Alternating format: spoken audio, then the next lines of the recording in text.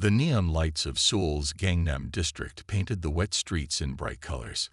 It had rained earlier that evening, and now the roads looked like rivers of flowing rainbow light. The clock on the massive digital billboard showed 9:30 p.m., but the streets were still full of life. Han Dai sat on his custom-built black motorcycle outside the Tiger Claw Club's main building. At 45 years old, he had the kind of face that told stories without speaking. A long scar ran from his left ear to his jaw, a reminder of his early days on the streets. His black leather jacket, decorated with the fierce tiger logo of his club, had seen more roads than most people would travel in their lifetime. The sound of approaching motorcycles made him look up from his phone. Ki-sun and Ji-ho, his most trusted friends in the club, pulled up beside him. Ki-sun, the shorter of the two, removed his helmet to reveal a worried expression on his round face. Despite being the club's best mechanic, Ki-sun never lost his nervous energy. Ji-ho, on the other hand, remained calm as always. His tall, lean frame moved with the grace of someone who knew how to handle himself in tough situations. "Boss," Ki-sun said, wiping rain from his face, "we have a problem. A big one." Han Dai put his phone away. In their world, problems usually meant trouble with other clubs or the police, but Ki-sun's voice had a different kind of worry in it tonight. "Tell me," Han Dai said simply. Ji-ho stepped forward, his boots making splashing sounds in the puddles. "There's a foreigner asking questions about our territory. A really big guy. He's been talking to shop owners in our area, especially around the sports district." Han Dai's eyes narrowed. The Tiger Claw Motorcycle Club had worked hard to build good relationships with local businesses. They weren't criminals. They protected shops from real troublemakers, organized street races safely away from residential areas, and even helped during the big flood last year. But they had enemies, and sometimes foreign gangs tried to move into their territory. "How big is this guy?" Han Dai asked, standing up from his bike. Ki-sun spread his arms wide. "Huge, like a mountain walking around in human form. Dark-skinned, bald head. Some people say he's been hanging around Park Min's gym." Park Min's gym was special to Han Dai. The young gym owner had given jobs to 3 former Tiger Claw members who wanted to leave the street life. Han Dai considered Park Min a friend, even though they came from different worlds. "Have you talked to Park Min about this?" Han Dai asked, already knowing the answer. Ki-sun shook his head. "He's been busy with some special event at the gym. Something about basketball training for kids," Ji-ho explained, leaning against his red motorcycle. "But the foreign guy has been there almost every day this week." Han Dai walked to the club's entrance and opened the door. The warm air from inside carried the smell of leather and motor oil. "Get the others. We're going to pay Park Min a visit." Inside the club, 10 more members sat around tables, some playing cards, others cleaning bike parts. The walls were covered with photographs showing the club's history, motorcycle rallies, charity events, and group pictures from their annual mountain rides. In one corner, a small shrine held pictures of 3 members they had lost over the years to accidents. Han Dai always looked at those pictures before making important decisions. "Listen up," he called out, his voice carrying the authority of 15 years as club leader. "We might have trouble at Park Min's gym. Nothing serious yet, but we need to check it out. Suit up, but keep it peaceful. We're just going to talk." The members moved quickly, grabbing their jackets and helmets. They knew Han Dai's rules. No weapons, no fighting unless absolutely necessary. The Tiger Claws had worked too hard to build their reputation as protectors rather than thugs. As they prepared to leave, Song Mei, a local sports journalist who often covered their charity races, walked into the club. Her presence surprised Han Dai. She usually called before visiting. "Han Dai," she said, slightly out of breath, "I need to tell you something important about the foreign visitor." But Han Dai raised his hand to stop her. "Whatever it is, it can wait. We need to handle this situation now, before it gets complicated." Song Mi tried again. "But you don't understand. The man at the gym. Song Ne, Han-da said gently. I respect you, but this is club business. We'll talk when I get back. Song Mai watched helplessly as 13 motorcycles roared to life outside the club. She knew she should have told Han-da earlier about the special guest running the basketball program at Park Min's gym. Now she could only hope the situation wouldn't get out of hand. The motorcycle convoy moved through the streets like a dark river. Local people recognized the Tiger Claw logo and stepped aside respectfully. Even the police patrol car they passed just nodded at Han-da.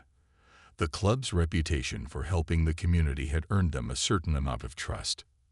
As they approached the sports district, Han-da noticed more people than usual on the streets.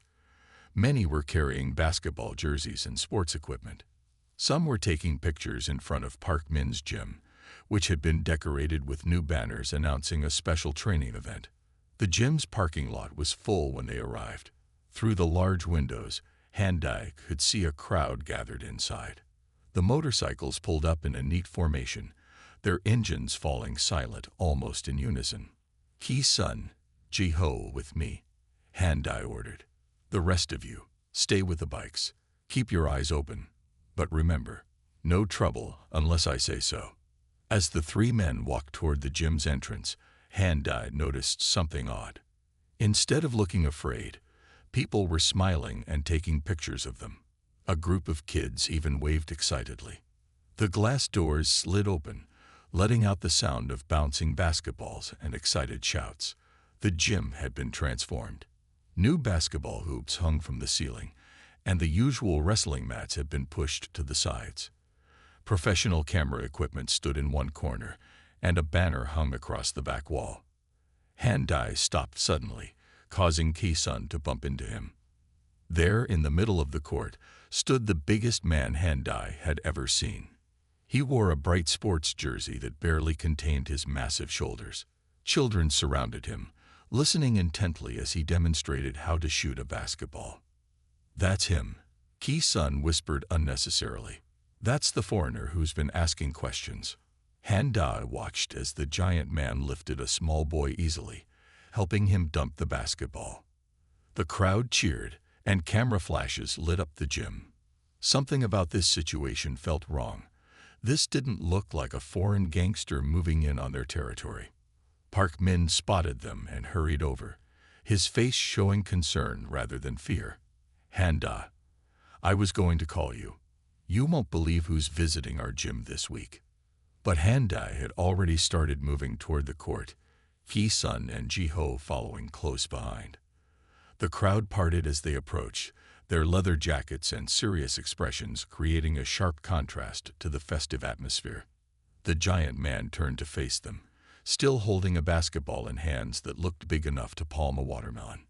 He smiled, revealing perfect white teeth, but his eyes showed that he had noticed their purposeful approach. Han-da stopped a few feet away, looking up at the towering figure. In all his years on the streets, he had never felt quite so unsure about a situation. Behind him, he heard Song Mi's voice calling his name, running through the gym entrance. But it was too late to stop now.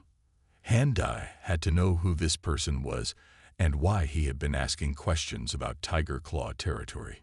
His reputation and the safety of his people depended on it. The giant man bounced the basketball once, caught it, and then extended his other hand in greeting. Hi there. You must be the bike club guys I've been hearing about. I'm Shaq. Nice to finally meet you. Han-da looked at the offered hand, then at the man's friendly face, and finally at the banner behind him. Song Mi had finally reached them, out of breath, and waving her phone. The situation was about to become either very dangerous or very embarrassing, and Han-da wasn't sure which would be worse. The chapter ends here, laying the groundwork for the confrontation and misunderstanding that will unfold in Part 2. The narrative establishes the main characters, their motivations, and the building tension while maintaining a straightforward, easy-to-follow style. The story captures the essence of both the biker culture and the unexpected nature of the situation they're walking into. The gym fell quiet as Han-da stared at Shaq's outstretched hand. The basketball court's bright lights made the tiger claw patches on their leather jackets shine. In the background, someone's camera flashed, capturing the moment. Park Min stepped forward, his face showing both worry and excitement. "Handa, this is Shaquille O'Neal. He's here for our children's basketball program. It's a huge honor for our gym." Handa didn't move. The name meant nothing to him. He had never followed basketball. What mattered was that this giant of a man had been asking questions about his territory. Behind him, Ki-sun shifted uncomfortably, and Ji-ho maintained his usual stone-faced expression. Song-Mei finally reached them, holding up her phone. "Handa, please, you need to see this before. Why have you been asking about Tiger Claw territory?" Handa interrupted, his voice firm but controlled. The children around them started backing away, sensing the tension. Shaq lowered his hand slowly, but his friendly smile remained. "Tiger Claw. Oh, you mean the motorcycle club. I've been asking because I heard you guys do amazing charity work in this area. I always try to connect with local community leaders when I visit a new place." This answer surprised Handa. Most people only talked about their street races or their tough reputation. Few mentioned their charity work first. Park Min nodded eagerly. "It's true. Mr. O'Neal's team contacted me last month. They wanted to know about local organizations that help children. Your club's name came up because of the scholarship program you run for poor students." Handa remembered that program. They had started it 3 years ago, using money from their legal street racing events to help local kids attend college. It wasn't something they advertised much. They preferred to keep their good deeds quiet. Shaq picked up another basketball and spun it on one finger. "I grew up in a tough neighborhood myself. When I heard about a motorcycle club that races on weekends but pays for kids' education, I knew I had to meet you guys." K-sun stepped forward, his earlier nervousness forgotten. "You grew up in a tough neighborhood, but you're..." He gestured at Shaq's massive frame. "A big guy." Shaq laughed, and the sound echoed through the gym. "Being big doesn't mean you had it easy. I learned that success isn't just about being strong. It's about lifting others up when you make it." The tension in the gym started to fade. Some of the children who had backed away began moving closer again, their eyes darting between the bikers and their basketball hero. Song-Mei saw her chance and quickly moved between them. "Handa, what I've been trying to tell you is that Shaquille O'Neal isn't just a basketball player." "Show them the video," she said, turning to Park Min. Park Min grabbed a remote control and pointed it at the large screen on the gym wall. The screen flickered to life, showing a wrestling ring surrounded by thousands of cheering fans. Handa's eyes widened as he watched a younger version of the man standing before them perform wrestling moves that would have made any fighter proud. You were a wrestler?" Handa asked, his voice losing some of its edge. Shaq nodded. "WWE, back in 2016. Even had a match at WrestleMania. I like to try different things: basketball, wrestling, business, music. Life's too short to stay in one lane." Ji-ho, who had been silent until now, suddenly spoke up. "The Royal Rumble match. I remember watching that." The others turned to look at him in surprise. Ji-ho's face reddened slightly. "I enjoy wrestling sometimes." The atmosphere in the gym changed completely. Children began giggling as Ji-ho, usually the most serious member of the Tiger Claws, started asking Shaq about his favorite wrestling moves. Ki-sun couldn't stop staring at the wrestling video, his mouth slightly open. Handa felt the tension leave his shoulders. What had started as a potential confrontation was turning into something very different. He watched as Shaq demonstrated a basic wrestling stance to some of the braver kids who had gathered around again. "You know," Shaq said, turning back to Handa, "I had this all planned differently. I was going to visit your club tomorrow, invite you guys to be part of our community basketball event. But maybe this worked out better. Nothing brings people together like a good misunderstanding." Park Min jumped in excitedly. "We're organizing a charity basketball game this weekend. Local business owners against a team of celebrities.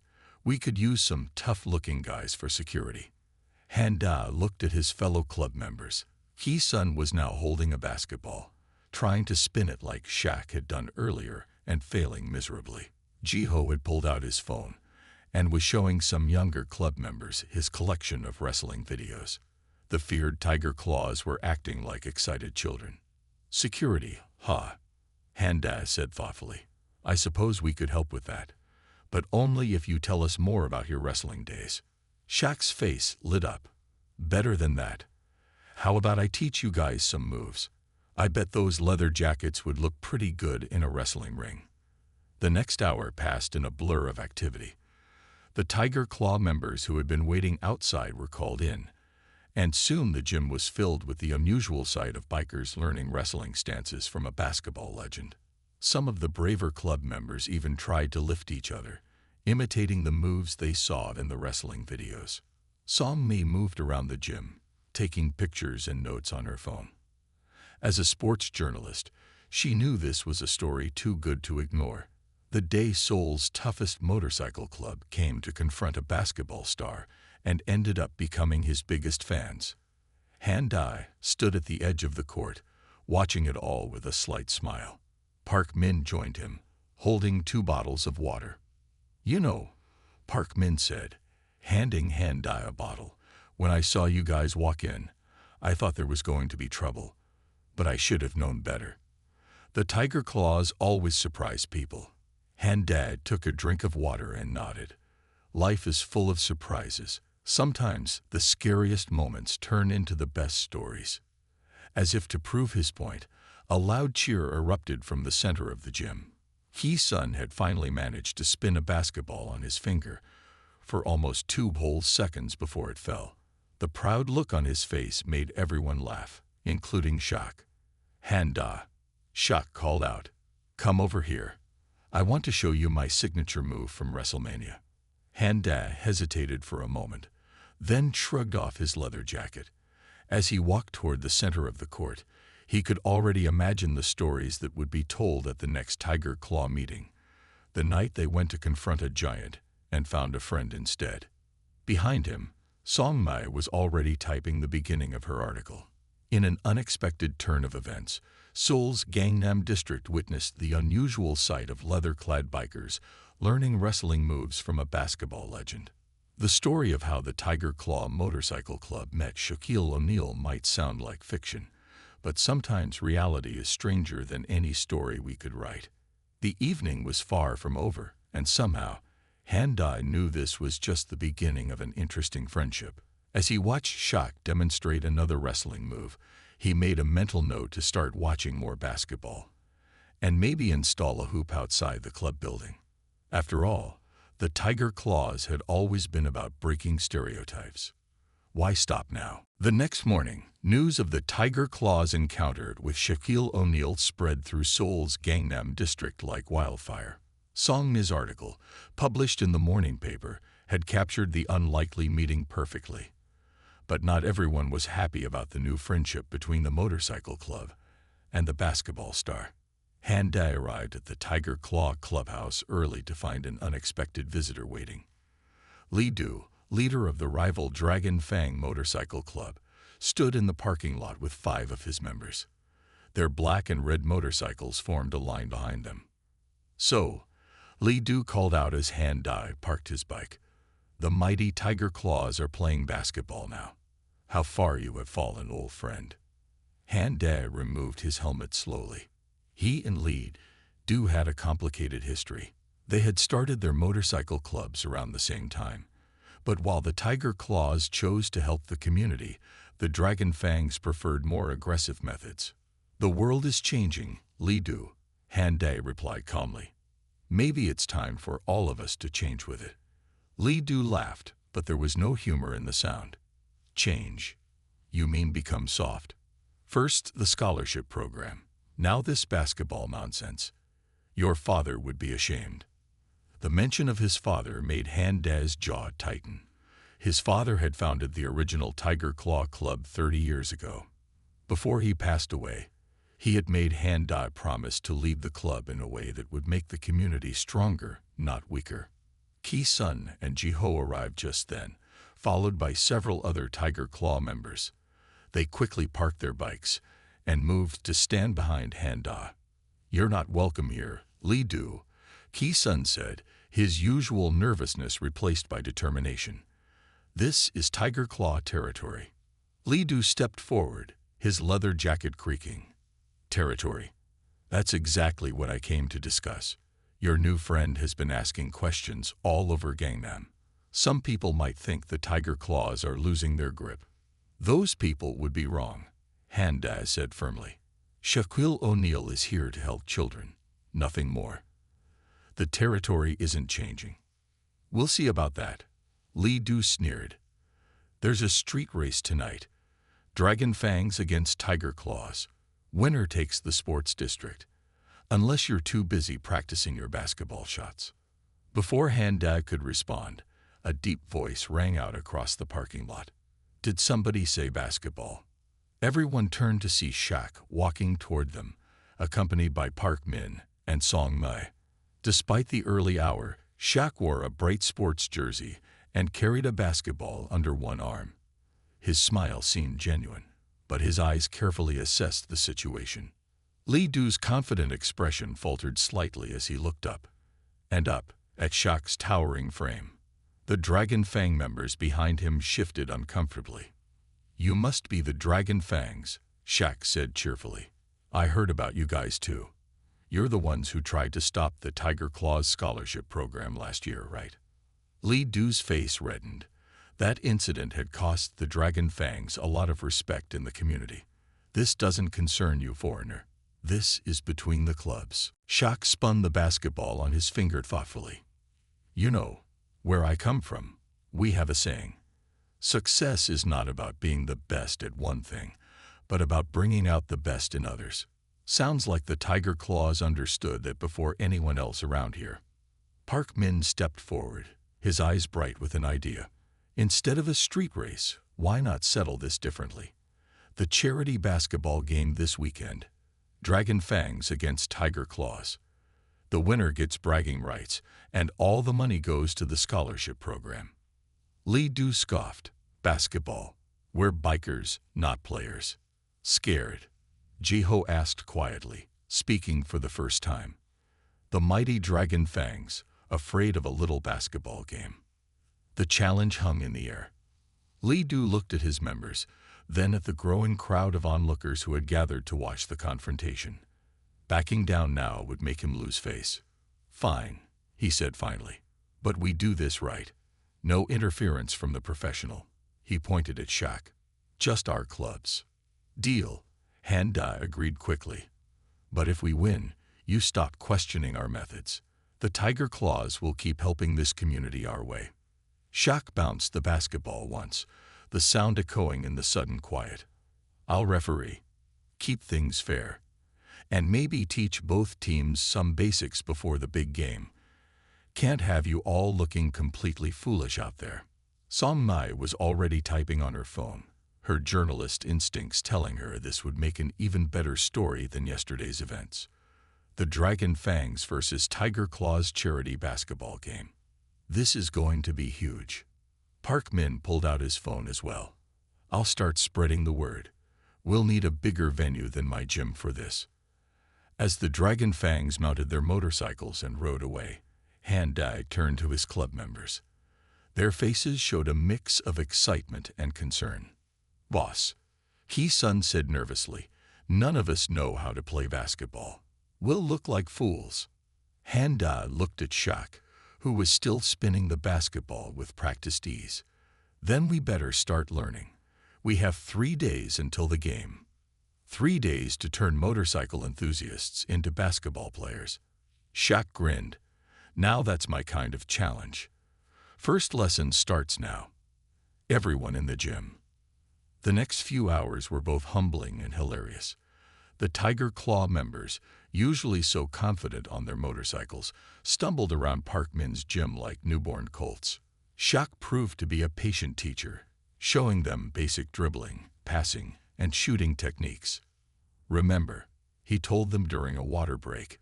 Basketball is like riding a motorcycle.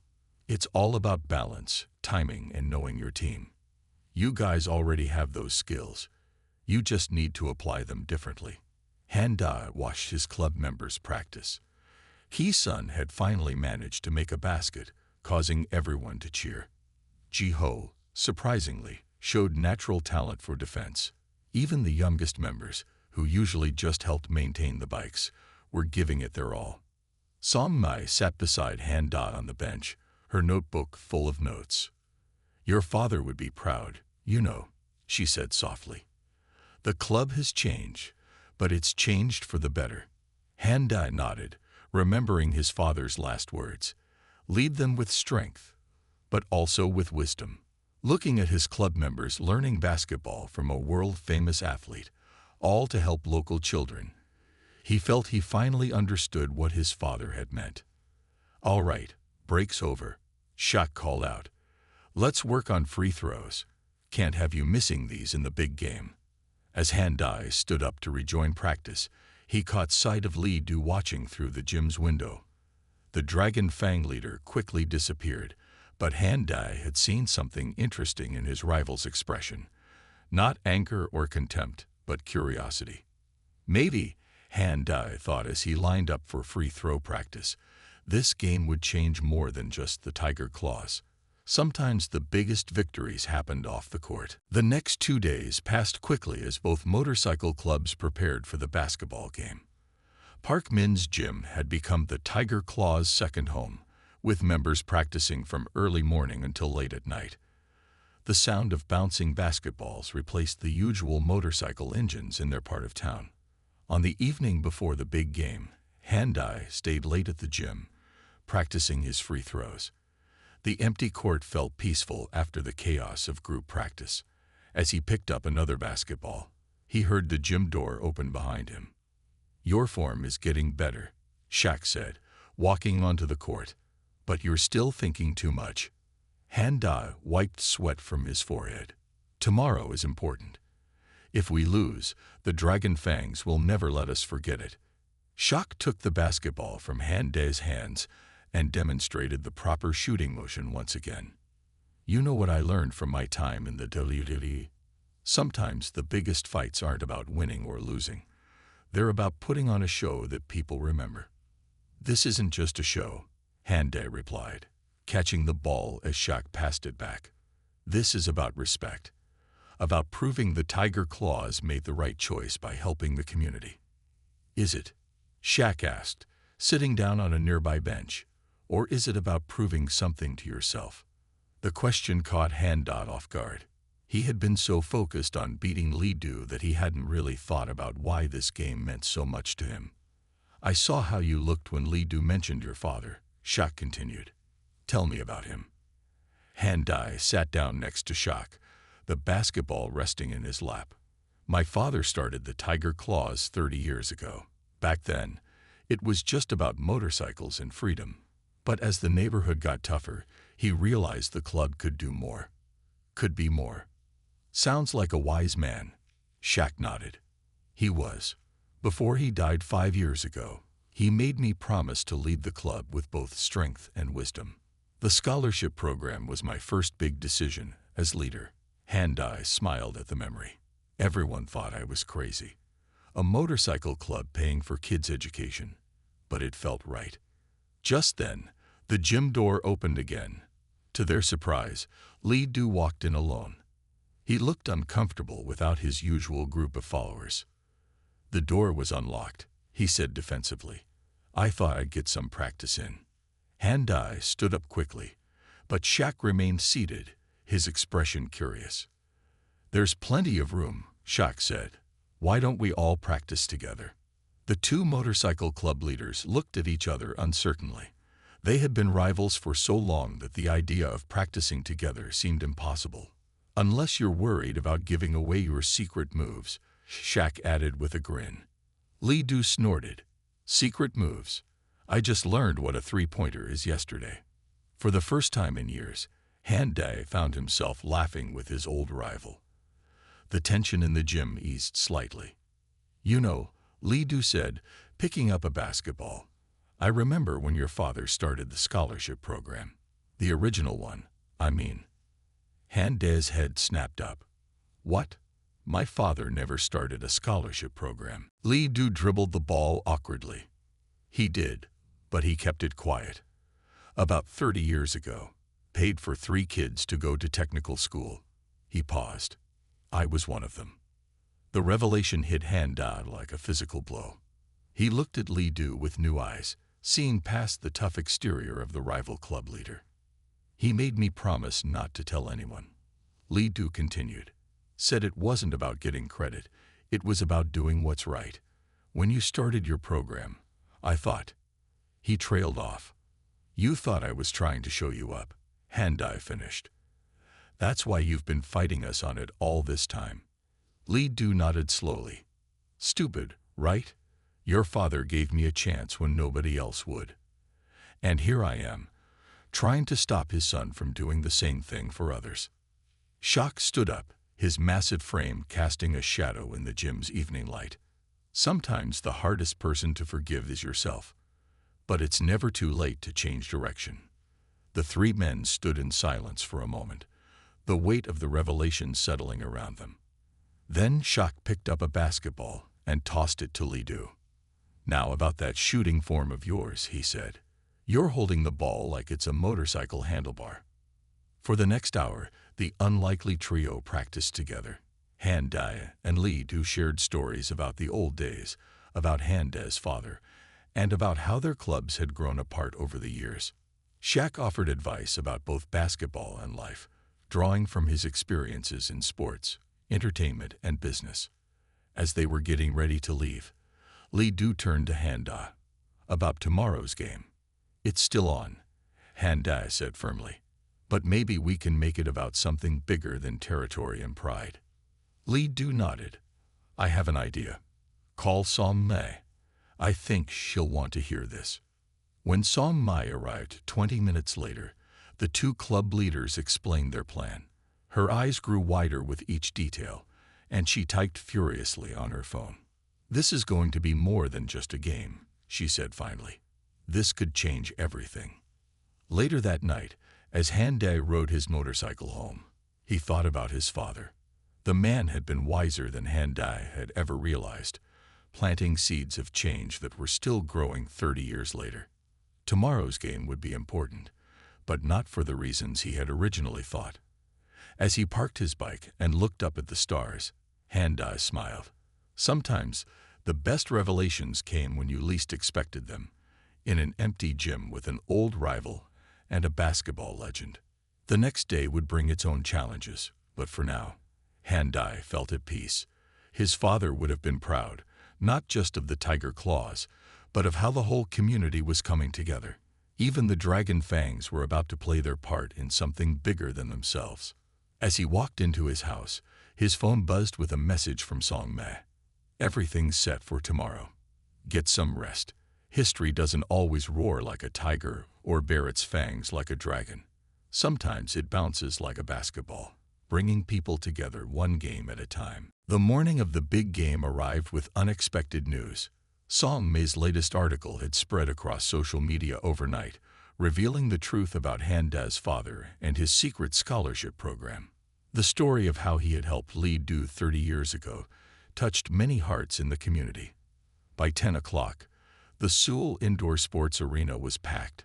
The stadium, which usually hosted professional basketball games, had been provided free of charge after local businesses heard about the event. Every seat was filled, and people stood along the walls. Children wore shirts with both the Tiger Claw and Dragon Fang logos, unable to choose between the 2 clubs they had always seen as rivals. In the home team locker room, Handay adjusted his new basketball uniform. The Tiger Claws had traded their leather jackets for orange jerseys with their tiger logo. Ki-sun paced nervously, practicing his dribbling. Ji-ho sat quietly in a corner, focusing on Shaq's last-minute advice about defensive positions. Remember, Shaq told them, this isn't about being the best basketball players. It's about showing everyone that change is possible. Handay nodded, thinking about how much had changed in just a few days. Win or lose, we've already proven something important. In the visitors' locker room, Lee Do and his Dragon Fangs prepared in their black and red jerseys. The previous night's revelation had changed things for them too. Several former scholarship recipients had come forward after reading Song Mi's article, sharing stories about how Han Dae's father had helped them secretly over the years. Park Min knocked on both locker room doors at 11 o'clock. "It's time," he called out. "The stadium is completely full." The teams walked onto the court to thunderous applause. Local news cameras filmed as both motorcycle clubs lined up for the opening ceremony. Shaq stood at center court in his referee uniform, which barely contained his massive frame. "Ladies and gentlemen," the announcer's voice boomed through the speakers, "welcome to the first annual Unity Game, where the Tiger Claws and Dragon Fangs come together to support our community's future." Han Dae and Lee Do met at center court for the tip-off. As they waited for Shaq to throw up the ball, Lee Do spoke quietly. "Whatever happens," he said, "your father would be proud of this moment." Han Dae smiled. "He would be proud of both of us."